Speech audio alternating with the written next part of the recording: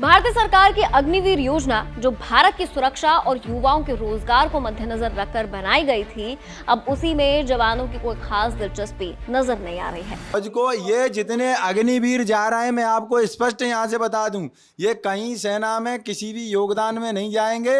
ये ओनली चमचागिरी, घास कटिंग, ठीक है। और जो हेल्पर ही वो करेंगे जाके, बाकी सेना का कतई योगदान नहीं देंगे। इसीलिए सारे ऑफिसर इसका सपोर्ट कर रहे हैं।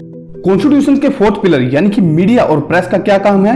जाहिर सी बात है आपको सच्चाई दिखाना। पर आज हमारी मेन स्ट्रीम मीडिया वर्तमान सरकार की कठपुतली बन चुकी है। उनका मेन काम है आपको मेन मुद्दों से डाइवर्ट करना और गवर्नमेंट की सिर्फ कामयाबी को ही दिखाना। उन्हीं में से एक है द अग्निवीर योजना।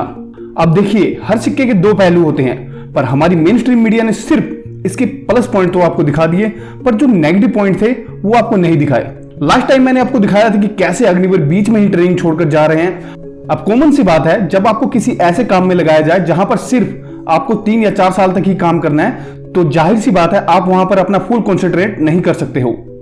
जैसे ही आपको कोई बेटर अपॉर्चुनिटी मिलेगी, आप वहां से चल दोगे। हाल फिलहाल अग्निवीर योजना का कुछ ऐसे ही हाल है। अब बात करते हैं नेपाली गोरखा की, जिनका हमारे इंडियन रेजिमेंट में अच्छा खासा योगदान है। अभी हाल ही में नेपाल के फॉरेन मिनिस्टर ने यह साफ कह दिया था कि वो अब किसी भी नेपाली गोरखा को इंडियन आर्मी में नहीं भेजेंगे। इसके बजाय वे उनके नागरिक के लिए एक बेटर अपॉर्चुनिटी तलाशेंगे, क्योंकि अग्निवीर योजना एक शॉर्ट टर्म पॉलिसी है, जिसमें एक युवक सिर्फ 4 साल बाद ही रिटायर हो जाएगा और जवानी में रिटायर होने के बाद उसके पास कोई काम धंधा या विकल्प नहीं होगा। पहले नेपाल सरकार गोरखा को इंडियन रेजिमेंट में भेजते थे क्योंकि वहां पर मेडिकल फैसिलिटी थी, पेंशन योजना थी, तो यानी कि उनका फ्यूचर सिक्योर था। पर अब ऐसा कुछ नहीं है। The history of Gorkha. Nepali Gorkha को 1816 के संगोली एग्रीमेंट के तहत ईस्ट इंडिया कंपनी की सेना में भर्ती किया गया था। और 1947 में जब भारत आजाद हुआ, तब ब्रिटिश भारतीय सेना के पास 10 गोरखा रेजिमेंट थे। और उसी टाइम यूके, इंडिया और नेपाल ने एक एग्रीमेंट किया, जिसके तहत 6 गोरखा रेजिमेंट इंडिया के पास और बाकी 4 ब्रिटिश सरकार के पास चली गई। अंत में भारत ने एक और गोरखा रेजिमेंट खड़ी करी। अब अग्निपथ योजना से पहले भारत में हर साल 1400 नेपाली गोरखा को इंडियन आर्मी में शामिल किया जाता था। पर जब से अग्निवीर योजना आई है, तब से लेकर आज तक एक भी गोरखा नेपाली की भर्ती नहीं हुई है और ना ही कोई गोरखा नेपाली इंडियन आर्मी में शामिल होने के लिए आया है। अब आपको बता दूं कि इंडियन आर्मी में 2020 की एक रिपोर्ट के अनुसार 39 गोरखा बटालियन है जो 7 रेजिमेंट में अपनी सर्विस दे रही है। और नेपाली गोरखा को इंडियन आर्मी में काफी उच्च पद भी मिले हुए हैं। नेपाल सेना के रिटायर जनरल विनोद बस्यंत का कहना है कि भारत की यह योजना इनडायरेक्टली नेपाली गोरखा को भारतीय सेना में शामिल होने का दरवाजा बंद कर रही है। एक बार इंडियन गवर्नमेंट को फिर से इस योजना पर विचार करना चाहिए। अब नेपाल के काफी सारे युवक कोई और विकल्प तलाश रहे हैं और इसी के चलते हाल ही के दिनों में कई नेपाली गोरखा रशिया सेना और रशिया वैगनर ग्रुप में शामिल हो गए हैं। कुछ इसी तरह से नेपाली गोरखा यूक्रेन में भी शामिल हुए हैं। अभी हाल ही में मई के महीने में यह खबर चली थी कि नेपाली गोरखा चीनी आर्मी में शामिल होने जा रहे हैं। हालांकि काठमांडू पोस्ट और नेपाल गवर्नमेंट ने इस बात का पूरी तरह से खंडन किया था। अब इसी चीज का फायदा उठाते हुए पुतिन ने भी यह घोषणा की थी कि रशियन सेना में शामिल होने के लिए आपको जरूरी नहीं है कि वो आपको रशियन लैंग्वेज आए, और इसके साथ ही वो बाहर के नागरिक को स्थायी नौकरी देने का दावा भी करते हैं। और इंटेलिजेंस ब्यूरो की माने तो इन गोरखा नेपाली की संख्या वहां सैकड़ों में है। मेहता बस्यंत का यहाँ कहना है कि हो सकता है आने वाले टाइम में इंडियन आर्मी से गोरखा रेजिमेंट खत्म हो जाए, क्योंकि नए युवक जाएंगे नहीं और जो पुराने हैं वो टाइम के साथ रिटायर हो जाएंगे। तो हो सकता है भविष्य में भारत सरकार इसे खत्म कर दे। चाइना और गोरखा। अब देखिए, हाल फिलहाल तो नेपाल ने इस बात का खंडन किया है कि नेपाली चीनी आर्मी में शामिल नहीं होंगे, पर हो सकता है कि भविष्य में ऐसा ना हो।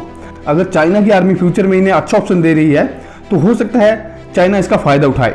अभी हाल ही में ये खबर भी आई कि चीन तिब्बत में तिब्बतियों की भर्ती कर रहा है, तो ये नेपाली गोरखा के लिए एक बहुत ही अच्छा अवसर है। और अगर ऐसा होता है तो ये भारत के लिए काफी सोचने वाली बात है। The down side of Agniveer.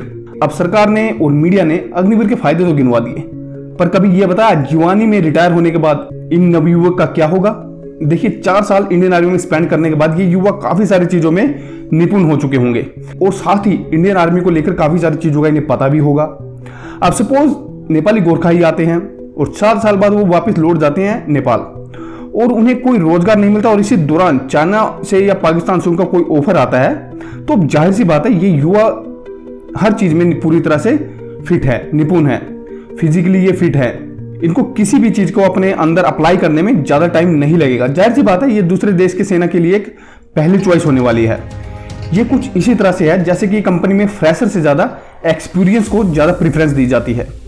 दूसरा ये भी है कि हो सकता है कि ये ट्रेंड युवा जो कि हथियार चलाने में निपुण हो चुके हैं और साथ ही फिजिकल फिट भी, रिटायर होने के बाद पता नहीं ये अपनी पावर का कहाँ गलत यूज करते, क्या पता है किसी ऐसे संगठन के अंडर में आ जाए जहां पर इन्हें ट्रेन करने की जरूरत नहीं है, बिकॉज ये ऑलरेडी ट्रेन हो चुके हैं बंदूक चलाने तक में भी। द फेल्ड अग्निवीर, देखिए इस अग्निवीर योजना पर खुद डिफेंस ने भी ये सवाल उठाया कि नौसेना और वायुसेना की ट्रेनिंग में ही 1 से 1.5 साल लग जाते हैं। अब कब वो ट्रेनिंग लेंगे, कब वो सर्विस देंगे और क्या गारंटी है कि 4 साल बाद वो अनुशासन में ही रहेंगे। एक आर्मी को, एक फौजी का पूरी तरह से फौज में डालने के लिए कम से कम 6 से 7 साल लगते हैं। अब 4 साल में वो क्या सीखेंगे? 4 साल में वो बंदूक चलाना सीखेंगे और बंदूक चलाने के बाद उन्हें भरी पब्लिक के बीच में छोड़ दिया जाएगा तो वो कुछ भी कर सकते हैं। हाल फिलहाल तो इस योजना में कुछ नहीं हो सकता, बिकॉज इसको लेकर काफी सारे प्रोटेस्ट ऑलरेडी हो चुके हैं और ये योजना अप्लाई हो चुकी है। तो आप क्या सोचते हैं इसके बारे में? नीचे कमेंट कीजिए। बट हाल फिलहाल तो बस इतना ही।